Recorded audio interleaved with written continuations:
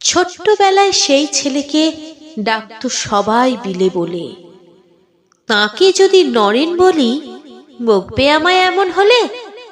দুরন্ত সে, কিন্তু ধ্যানে মগ্ন থাকে ভীষণ ভাবে।